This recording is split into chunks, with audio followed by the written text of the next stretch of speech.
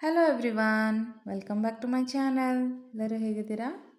ಇವತ್ತಿನ ಬ್ಲಾಗಲ್ಲಿ unboxing video ಆಗಿರುತ್ತೆ. Let's see. ಇವತ್ತು ವೆದರ್ ಕೂಡ ತುಂಬ ಚೆನ್ನಾಗಿತ್ತು. ಆನ್ಲೈನಲ್ಲಿ ಆರ್ಡರ್ ಮಾಡಿದ್ದೆ, ಹಾಗಾಗಿ ಪಾರ್ಸಲ್ ಬಂದಿತ್ತು. ನೋಡೋಣ ಈಗ.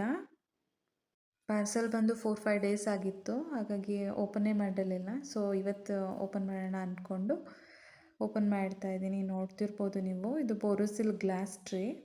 ಬೇಕಿಂಗ್ ಪರ್ಪಸ್ಸು ಆಗುತ್ತೆ, ಹಾಗೆ ಕುಕ್ಕಿಂಗ್ ಪರ್ಪಸ್ಸು ಆಗುತ್ತೆ.